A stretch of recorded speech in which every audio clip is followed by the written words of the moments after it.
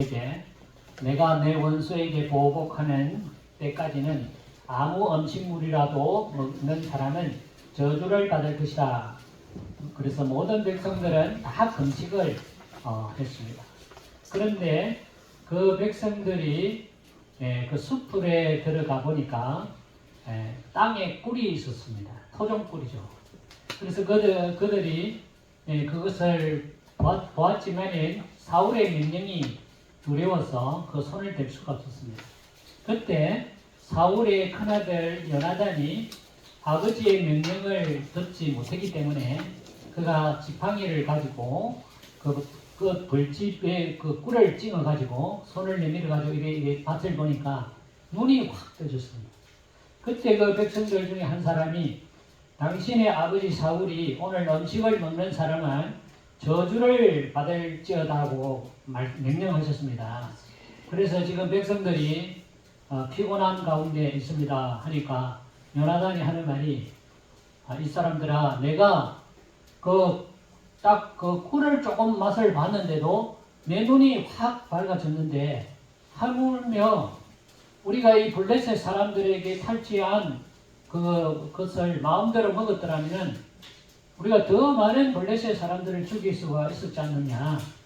그 말을 듣고 이제 백성들이 블레셋 사람들에게 잡아온 양, 소, 송아지를 끌어다가 그것을 이제 땅에다 놓고 피채로 막 이제 잡아먹기 시작했습니다. 그때 이제 무리가 사울 왕에게 백성들이 피채로 고기를 먹기 시작해서 하나님께 범죄하고 있습니다 하니까 사울이 그 백성들에게 이 사람아, 왜 당신들의 믿음 없이 그렇게 행동하느냐. 내가 큰 돌을 만들어서 제단을 하나 만들어 놓을 테니까 거기 가서 잡아서 고기를 먹으라 그랬습니다. 그래서 이제 그 허기를 이제 해결하고 난 다음에 이제 사울이 이제 마지막 전쟁을 이제 격정적인 전쟁을 해야 되니까 제사장에게 오늘 밤에 블레셋 사람들을 우리가 축격해가지고 이길 수 있는지 하나님께 한번 물어봐라 이렇게 하니까 그 제사장이 하나님 앞에 물어봤지만은 하나님은 아무 대답이 없었습니다. 그래서 이제 사울의 군대 지휘관들을 이렇게 모아놓고 오늘 이 하나님이 대답하지 않는 죄가 누구에게 있는지 한번 알아보자 해서 제비를 뽑았는데 마지막으로 제비 뽑힌 사람이 사울하고 자기 아들 요나단이었습니다. 둘이 이제 두 사람 중에 한 사람이 이제 뽑히면 이제 그 사람들 앞에서 죽임을 당하겠군요. 그래 두 사람 중에 한 사람을 뽑았는데 요나단이 뽑힌 거예요. 그러니까 그 백성들이 하는 말이 하나님께서 우리를 요나단을 통해서 큰 구원을 이루어 주시는데 어떻게 요나단을 죽이면 그건 하나님께 범죄하는 일이 아닙니까? 그거는 요나단은 하나님과 동력한 사람입니다. 그를 죽여서는 절대 안 됩니다. 백성들이 반대하는 바람에 사울왕도 그 일을 하지 못했다 하는 것이 사무엘상 14장의 말씀이 기록이 되어 있습니다. 사울의 잘못이 뭐냐? 사울은 자신의 명령이 하나의 법이었습니다. 먹지 마라. 아니 전쟁을 앞두고 있는데 금식을 해가지고 될 일이 아니지 않습니까? 그런데 사울의 생각은 우리가 하나님 앞에 이렇게 금식하고 전쟁을 하면 하나님이 우리를 도와줄 거다. 그건 자기 생각이에요. 자기 생각. 자기 생각을 법으로 만든 거예요. 하나님의 생각은 아니죠. 하나님의 생각은 사람을 구원하는 것이 하나님의 생각이지 인간이 만든 법에 복종하는 것이 하나님의 법이 아니라는 거죠. 하나님은 요나단을 통해서 그 자신의 이스라엘 백성들을 블레셋 군사들로부터 구원하시기 위한 것이 하나님의 뜻이었다 하는 것입니다. 사울은 하나님의 뜻보다는 자신의 뜻을 앞세웠고 자신의 생각을 앞세웠기 때문에 하나님은 사울을 싫어했고 결국은 왕에서 쫓겨나는 죽임을 당하는 그런 참 비참한 왕으로 이렇게 인생을 마쳤습니다. 오늘 우리가 읽은 말씀에 보면 어떤 말씀이 나오냐면 우리가 가진 자유가 있다는 것입니다. 우리가 가진 자유. 예수 믿는 우리가 가지고 있는 자유가 있다는 것입니다. 우리가 가지고 있는 자유, 나 자유롭게 살고 있는데 또 더 이상 어떤 자유가 필요한가? 그건 우리가 세상에 사는 자유죠. 물론 이것도 얼마나 중요한지 몰라요. 이 자유를, 우리가 자유를 누리고 있다는 그 자체가 마치 당연한 것처럼 느껴지지만 이 자유를 위해서 우리가 목숨 바친 우리 선녀의 피가 있었기 때문에 우리는 지금 자유를 당연히 마음껏 누리고 있지 않습니까? 오늘 말씀에 보면 이 믿음의 자유, 믿음의 자유도 누군가가 내 대신에 흘린 피가 있기 때문에 내가 이 믿음의 자유를 누리고 있다는 것입니다. 오늘 말씀에 보면 우리가 가지고 있는 자유가 있는데 그 자유를 누리지 못하도록 하는 사람이 있다는 겁니다. 그것이 누구냐?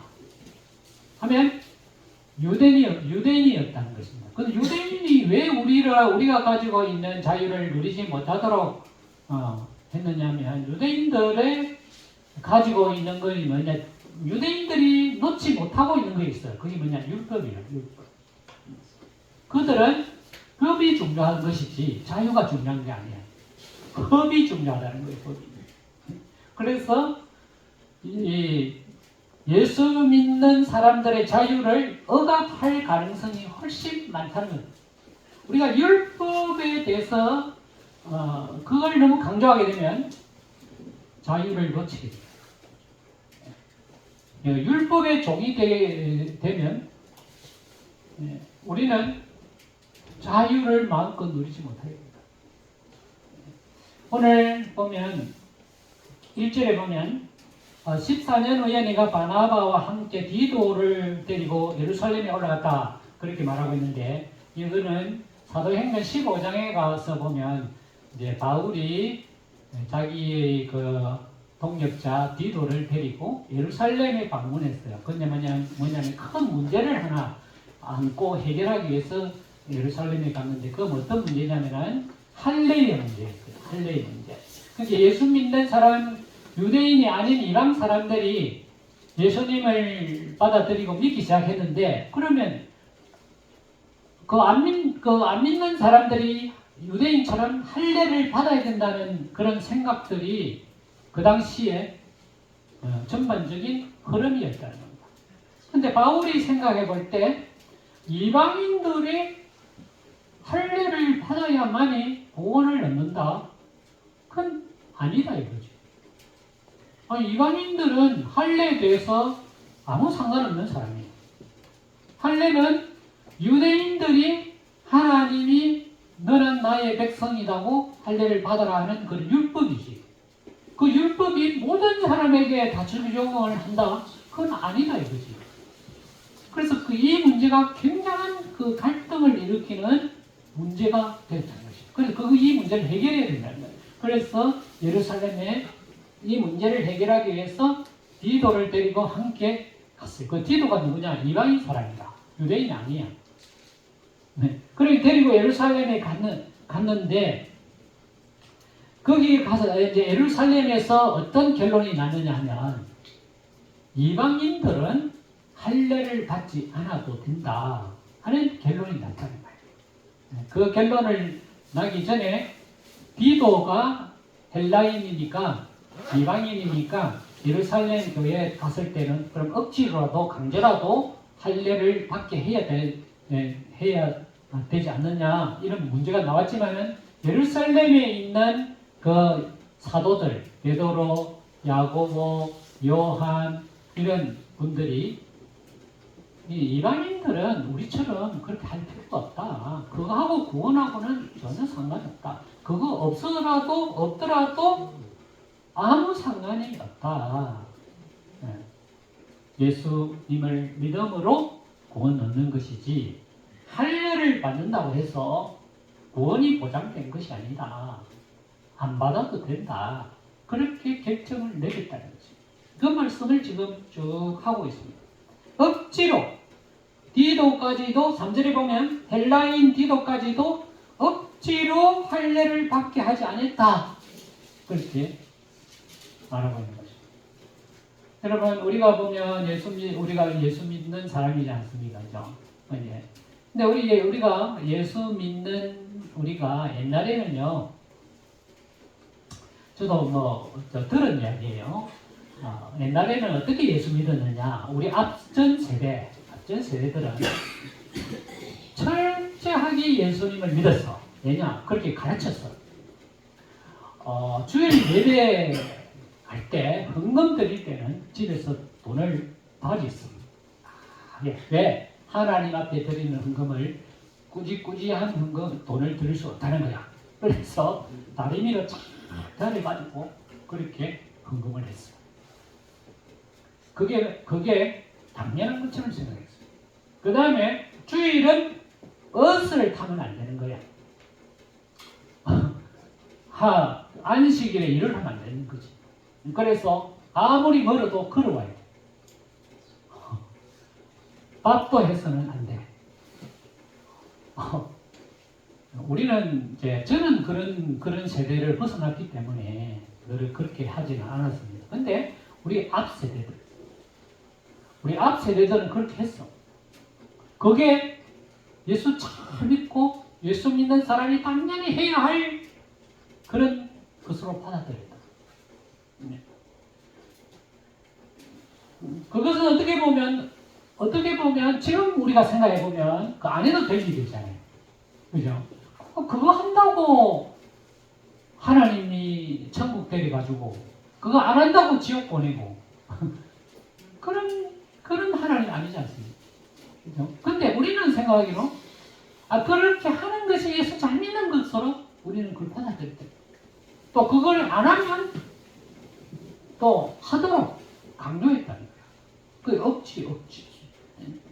그거는 하나님 믿고 예수 믿고 구원 받는데 아무런 상관없는 것을 억지로 강제로 그건 자유의 아니잖아요. 자유. 그죠? 우리가 하나님 믿는 거는 하나님이 우리에게 엄청난 자유를 줬잖아요. 율법에서 벗어난 자유를 우리에게 벗어날 수 있도록 우리에게 자유를 줬는데 그 자유를 억지로 강조하는 사람이 있다는 겁니다. 그것은 우리가 가지고 있는 이 예수 믿는 자유를 빼앗으려고 하는 사람들의 행동이다. 거기에 따라가면 안 된다는 거죠. 물론 우리가 율법은 이런 것이라는 것을 알고는 있어야 돼요. 왜? 율법이 하는 일이 있기 때문에. 율법을 무시해서는 안 되는 거죠. 이게 율법은 우리가 알고는 있어야 돼요. 왜냐하면 율법이 하는 역할이 있거든요. 율법은 이것이 죄다. 이렇게 하면 하나님이 싫어하는 것이다. 하는 것을 가르쳐 주는 것이지. 마치 그것이 하나님 앞으로 인도하는 어떤 결정적인 것은 아니라는 거죠. 율법 때문에 사실 어떻게 보면 예수님이 율법 안 지킨다고 십자가에서 죽었지 않습니까? 율법을 지키는 사람들이 예수님 죽였지 않습니까? 그래서 우리가 이 신약 성경을 보면요. 예수님이 가르침은 완전히 혁명적인 거예요. 그 시대 때는. 지금은 우리는 당연히 받아들이죠. 근데 예수님이 말씀하시던 그 말씀은 그 율법이 법이었던 그런 시대였어. 율법이 온 세상을 지배하던 그런 시대였어. 그런데 예수님이 어떤 말씀을 하셨냐? 율법을 완전히 파괴하는 말씀을 하셨어. 예, 우리가 마가복음 3장에 가서 보면 이런 내용이 나와요. 예, 안식일인데 예수님 제자들하고 예, 그 밀밭을 지나가게 됐어요. 근데 제자들이 배가 고프잖아요. 그러니까 밀을 손으로 이가 비비가지고 먹었단 말이에요. 배가 고프니까. 비가 먹었어. 그걸 누가 봤냐? 바리새인들이 봤어. 율법학자들이 봤어. 율법학자들이 예수님한테 찾아왔어. 보시오. 예? 저들이 어찌해서 안식일에 하지 못하는 일을 하십니까? 아니, 당신들의 하나님 잘 믿는다고 하면서 하나님 안식일에는 절대 일해서는 안 된다고 분명히 율법에 말해놨는데 왜 당신들은 손을 이렇게 내가지고 말이지 일을 했냐 이거 그것도 먹었냐 이거요. 예수님이 뭐라고 말씀하셨냐? 안식일이 사람을 위하여 있는 것이요 사람이 안식일을 위하여 있는 것이 아니니라.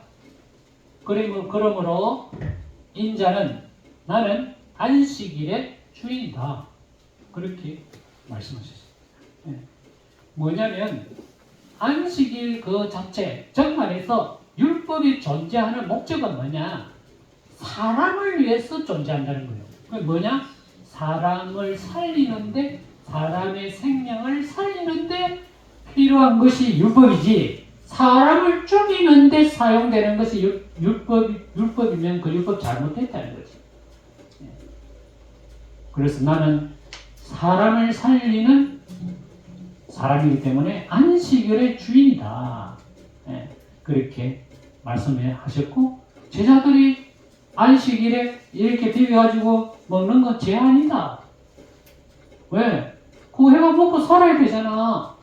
그죠? 그 먹고 살아야 되잖아. 안식일보다 먹고 사는 것이 더 중요하잖아. 사람의 생명이 더 중요하잖아. 그것을 예수님이 말씀하시다. 이 말씀은 이 바리새인들이 들을 때는 이건 완전히 혁명적인 이야기예요. 우리는 당연한 것처럼 받아들이지만 그 당시 때는 엄청난 충격이지. 엄청난. 모든 사람들이 안식일을 이렇게 지켜야 된다고 다 생각하는 그 시대 때 예수님은 뭐라고 말씀하시냐? 안 지키도 될 수도 있다 이거야. 안 지키도 된다 이거지. 뭐 최근에 비근한 예를 이야기하면 그런 거예요. 안 지켜도 돼 그거. 제가 그 청년회 목회하기 전에 그 청년회 회장을 했거든요. 청년회 회장을 했는데 아주 믿은 지 얼마 안 되는 청년이 하나 있었어. 그 보니까 내가 딱 보니까 아주 활동적이고 굉장히 뭐 이렇게 잘하는, 내가 보니까 잘하겠어. 믿음은 없지만 믿은 지 얼마 안 됐으니까 내가 보니까 저 친구에게 뭔가를 하나 맡겨놓으면 저 친구가 잘할 것 같더라. 그래가지고 제가 이제 뭐 하나를 맡겨놨어. 하니까 잘해. 잘하시더라고.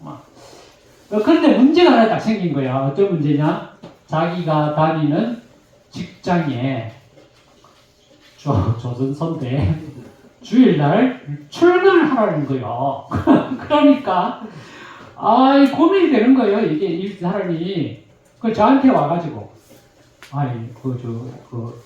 집사님 이 직장에서 주일날 오락하는데 어찌해야 됩니까? 이라는 거예요. 그래 내가 참 난감한 거더라. 난감해. 초신자인데다가 이래도 문제, 저래도 문제야. 그래서 내가 주일은 항상 있다. 1년 52주 주일은 항상 있다. 근데 네 직장에 잘리면 네 어디가 끼고 그건 네 알아서 해라. 그러니까 그 다음 주 안 하더라고. 그리고 난 다음에 또 직장에서 매일 주일 오라 그런 거 안 하니까 그때 아마 직장에서 굉장히 바빴던가 봐. 꼭 있어야 직장에 꼭 있어야 할 일이 있었던가 봐요. 그러니까 이제 들어가 온지 자기 힘이 있습니까? 말단 직원이 오락하니까 가야 되는 거지. 그렇게 참 우스운 이야기가 참 지금 생각이 떠오르네요, 갑자기.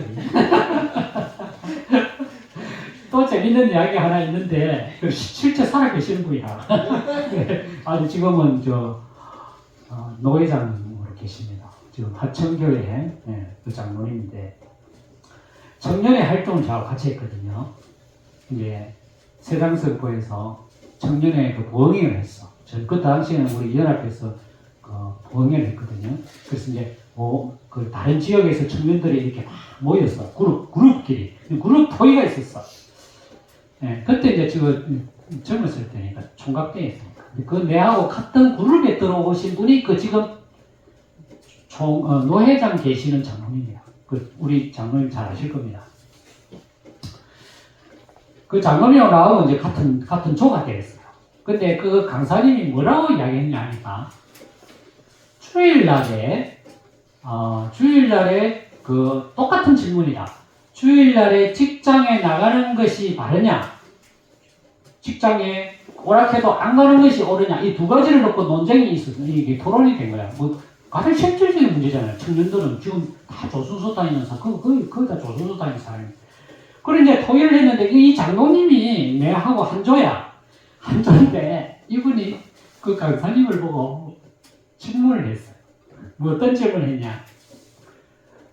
강사님, 나는 농사 짓는 사람인데 멜구가 들었다는 거야. 토요일 날 가보니까 멜구가 꽉 찼어. 주일 아침에 농약을 치야 되니까 안 쳐야 되니까 이걸 물어볼 거야. 강사님은 농사 짓는 사람이 아니야. 멜구가 뭔지도 몰라. 난감한 거야, 이 강사님이.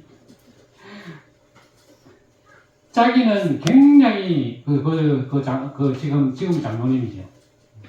그게 고민인 거예요, 고민. 그런 일이 비일비재 일어나거든. 주일 날 안 하면, 이거 농사 짓는 분 알잖아요. 멜고 한번 들었다 하면, 그때 약 안 치면 완전히 망치지 않습니까? 그죠? 아이고, 그때 그 강사님이 뭐라고 약을 했는지 저는 생각이 잘 안 나요. 그래도 교회는 와야 된다고. 그 강사님 위치가 있으니까.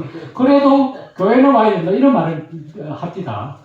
그래 내가 참 장로님이 슬기로운 슬기로운 질문을 했다. 그런 생각이 들어요. 왜냐 아침에 새벽에 일찍 치고 약 일찍 치고 교회 오면 되지.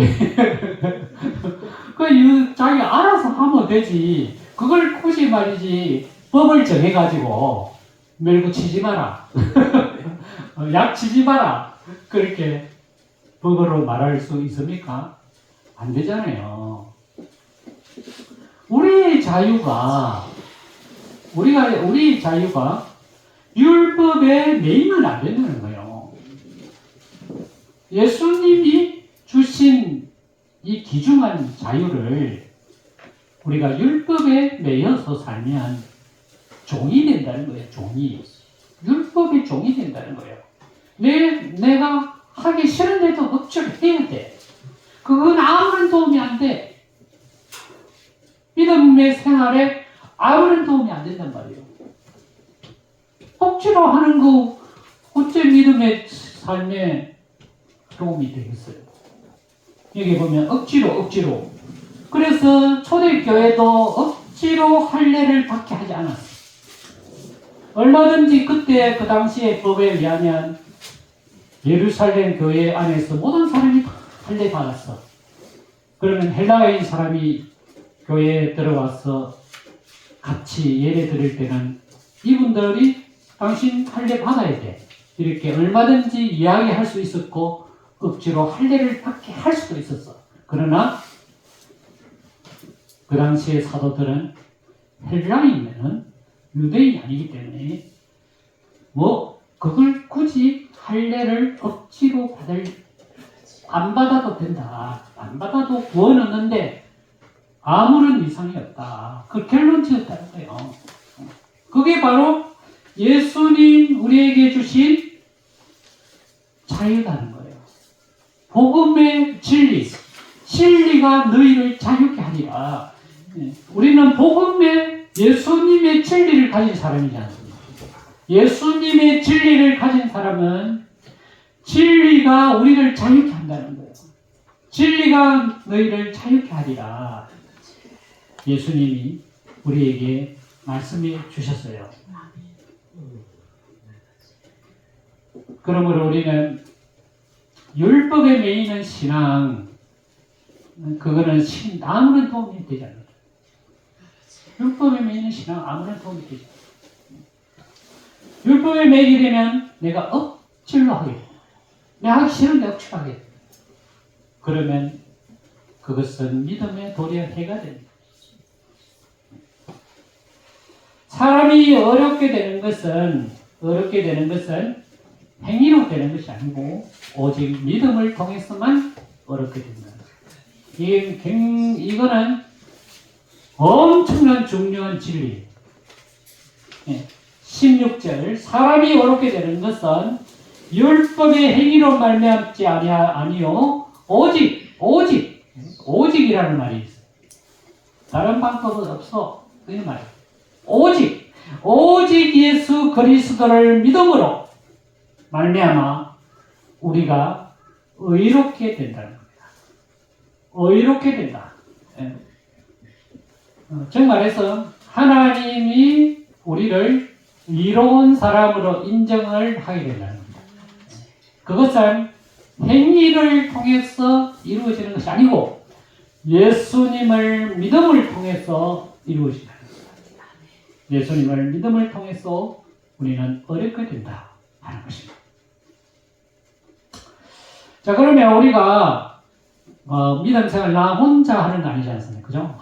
많은 이제 사람들이 믿음 생활을 하고 예수님을 믿고 또 참 어려운 사람이 되어서 예수님을 기쁘게 하는 삶을 살게 됩니다. 그런데 우리가 이제 이 여러 이 공동체 속에 믿음 생활을 하게 되면 어떤 문제가 생기느냐 하면요.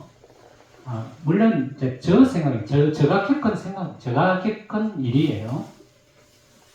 갈등이 생긴다는 거예요. 어떤 갈등? 나는 정말 믿음 생활 잘하려고 열심히 해. 하는데 이 옆에 나와 같이 계시던 이 옆에 계시던 분은 내처럼 이렇게 믿음 생활 잘 안 해. 또는 나를 핍박하기도 해. 이렇게 뭐라 하기도 하고. 그런 경우가 생겨. 그러면 내가 어떻게 생각하냐면, 아니, 나는 열심히 하고, 나는 정말 믿음으로 살려고 애쓰는데, 저 사람은 믿음으로 살려고 애쓰지도 않고, 근데 내가 볼 때, 저 사람은 제대로 믿음 생활도 안 해. 안 하면서, 도리어 나에게 자꾸 핍박하기도 하고, 어떻게 보면 이렇게 책망을 하기도 하고, 그렇게 하면 내가 믿음의 갈등이 생기는 거예요. 아니, 하나님, 난 정말 저 사람을 예수 믿는지 안 믿는지 난 잘 모르겠는데, 자기는 예수님 믿고 교회에 잘 나와. 그럼 내가 저 사람 어떻게 해야 됩니까? 이런 갈등이 생기더라고. 여러분들 갈등 안 생기겠죠? 워낙 훌륭하신 믿음의 생활을 하니까. 저는 갈등이 생기더라고. 왜? 교회라는 것이 같이 일을 하다 보니까 이게 부딪히는 데가 생겨. 물론 제가 이런 말을 하면 장로님 이해를 하시고 들으십시오. 저하고 이제 저는 집사 때고 장로님이 계셨는데 교회 교육관을 60평을 이제 짓기로 결정을 했어. 제가 이제 회계야. 장로님이 이제 건축위원장이라. 근데 어떤 문제가 생기냐면, 이제 업자를 선정해야 되잖아요. 60평 건물을 조립식을 짓는데, 교육관을 짓는데. 근데 이제 어떤 문제가 생기냐면, 목사님이 잘 아는 그 업자가 있었고, 장로님이 잘 아는 업자가 있었어. 당연히 나는 이제 회계니까 당연히 참여를 해야 되잖아요. 그러니 두 사람이 견적을 내놨어. 근데 어느 사람이 견적이 싸냐 하면 목사님이 소개한 업자가 견적이 싼 거야. 그러니까 당연히 싼 사람한테 줄 수밖에 없잖아요. 그래서 이제 공사를 시작했어. 나는 결정권이 없잖아요. 나는 돈 주라 하면 줘야 되고, 그죠? 계약금 주라 하면 계약금 줘야 되고, 중도금 줘야 하면 중도금 내가 돈 빼가 줘야 돼. 나는 그거 할 일밖에 없어. 그럼 이제 나하고 목사님하고 이게 잘 통해. 안 그렇겠습니까? 목사님 돈 없으니까 줘라 하면 갖다 주고. 그러니까 이 장모님이 보기에 내가 목사님 팬인 거야. 한번 이 다방에서 한번 부르더라고. 그래 이제 갔어. 그래 가니까 장모님이 하시는 말씀이 나는 이제 손 뗀다 이거요. 너 보니까 니하고 목사님하고 잘하더라. 네가 앞으로 목사님하고 책임져서 해라. 난 손 뗀다. 내가 가만히 생각해보니까 너무 이해가 안 되는 거야. 너무 이해가 안 돼. 근데 문제가 뭐냐면 그 건물을 날림으로 지었어. 그때 막 태풍이 불었는데 다 날아갔어. 그 지인기 다 날아갔어. 그러면 그 책임이 누구한테 왔느냐? 나한테 온 거야. 네가 말이지. 그 장로님 하신 말씀이 네가 그 책임을 지고 이 집을 안 짓나? 봐라. 그 업자가 말이지 얼마나 허술하게 했으면 그 바람에 했는데 남는 건 하나도 없고 피아노 한 대만 다 날아가고 피아노 한 대만 이건 안 날아가더라고. 누구 봤어? 내가 그때 상처를 어마어마하게 받았어. 지금도 살아계셔. 그분은 그거 아마 모르실 거야. 그렇게 한 사실도 잘, 자기는 뭐 그래 놓고 막, 그건 뭐, 워낙 바쁜 사람이니까 그래 놓고 뭐, 자기는 나 책임 안 진다. 네 알아서 해라. 그 한마디에 껍질아. 근데 나는 엄청 상처받는 거죠. 그리고 거기에 지붕이 날아가고, 그 책임을 내가 다시, 나한테 이제, 손가락이 나한테 닿는 거예요. 그때는 너무너무 힘들더라고. 그래서 내가 하나님, 저 장로님도 천국 갓기고, 나도 천국 갓긴데, 제발, 저 장로님 옆에 안 가도록 해주세요.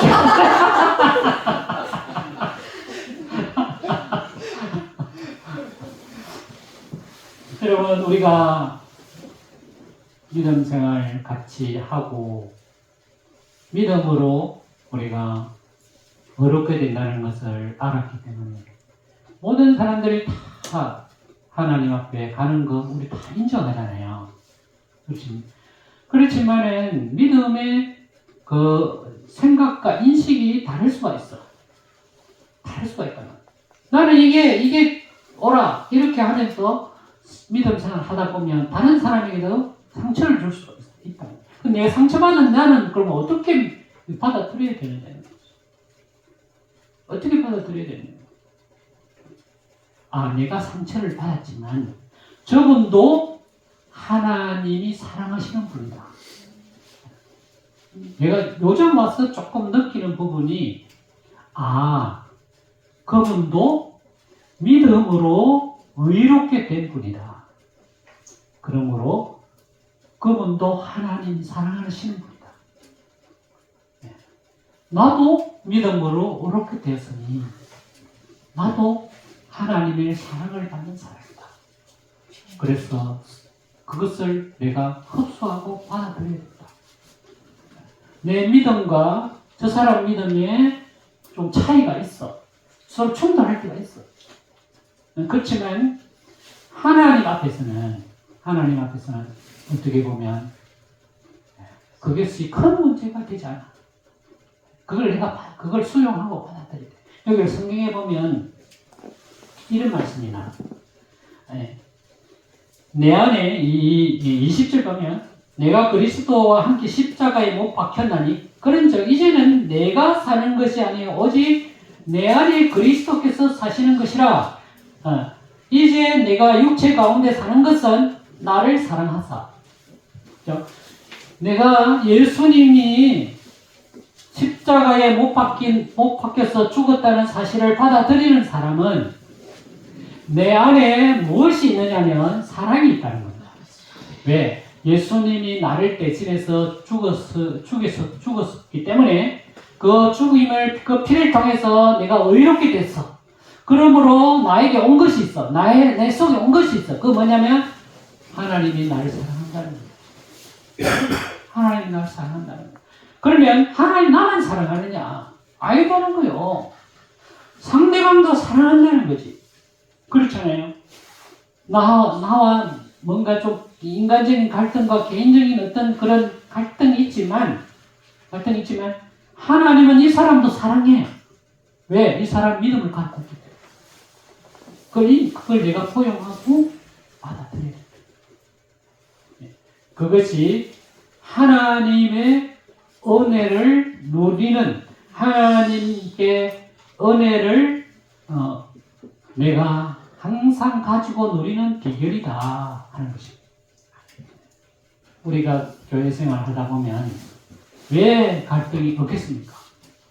당연히 인간은 모이면 다 모인 수천만큼 갈등이 있도록 돼 있어. 그렇지만 저분도 하나님 사랑하시는 거예요. 왜? 믿음으로 하나님이 어렵다함을 주셨기 때문에. 나도 하나님의 사랑을 받은 사람이에요. 그러므로 우리가 서로 그것을 포용하고 또 그것을 내가 받아들이고 그렇게 할 때 내 속에 하나님의 은혜가 없어지지 않는다. 아니 생각해보세요. 교회 왔는데 내 정말 보기 싫은 사람이 앞에 앉아있으면 내 은혜가 되겠냐 말이지. 안 그렇잖아요. 안 되잖아요. 받아들여야 돼요. 이분도 하나님이 사랑하시는 분이에요. 나도 하나님을 믿고 예수님을 믿으니까 하나님 나도 사랑하시는 분이에요. 그러므로 우리는 서로 용납하고 이해하고 사랑하고 받아들일 줄 알아야 돼요. 그렇게 될 때 하나님의 은혜가 항상 내 속에 존재하게 된다 하는 것이 오늘 보면 내가 하나님의 은혜를 피하지 않는다. 없애지 않는다. 하나님이 나를 통해서 항상 은혜를 부어주시다. 이 은혜를 가지고 살아가시기를 주님의 이름으로 축원합니다. 하나님 아버지 감사합니다. 오늘도 우리가 예수 그리스도를 믿음으로 어렵게